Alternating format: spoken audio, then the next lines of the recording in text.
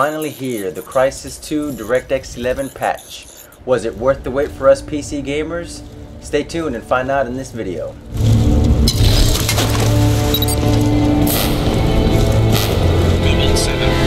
We got fresh bodies on the beach here. Couple live ones too, I think. Right! Bring them up! Looks like Marine Special Ops or something. Yeah, there's recon flashes. And they're in this. Get them stabilized and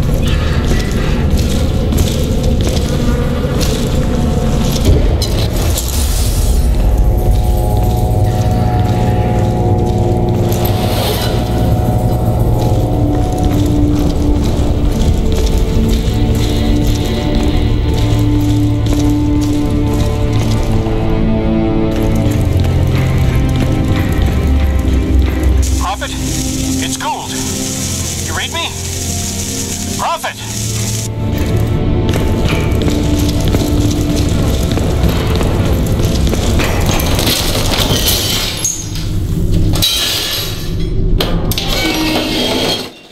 What up, ladies and gentlemen? Welcome to Death Wish Studios.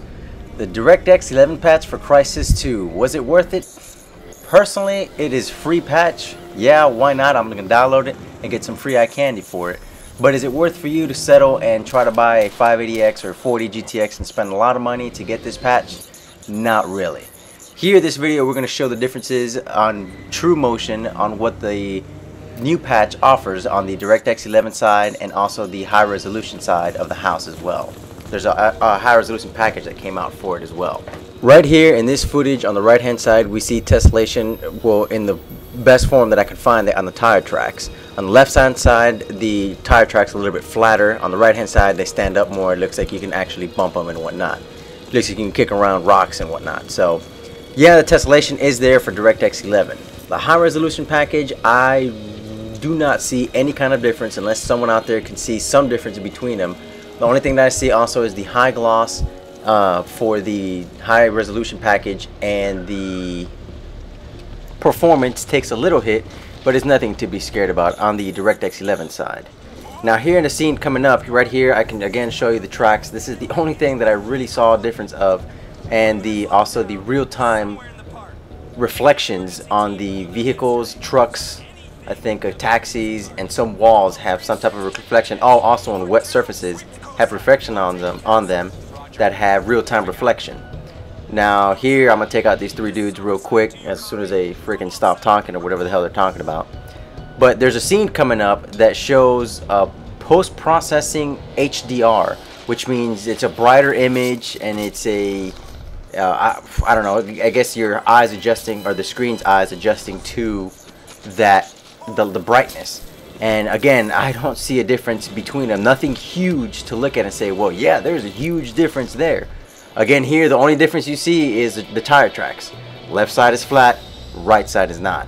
Again, that scene is coming up here in a second for the I think it's called post-processing HDR, which again, it makes the image brighter on the right hand side than it does on the left. Again, if you guys can see the difference, please leave a comment below and let me know, because I really can't see a difference in anything in this game. For the new patch anyway. Now how does this new DirectX 11 tessellation and high resolution patch compare to the old original Crysis with the DirectX 10 that it brought originally? Personally, I think that Crysis, the original, is still better due to the freedom factor and due to the destruction value of the buildings. That just the physics was just amazing, and we don't see that in Crysis 2.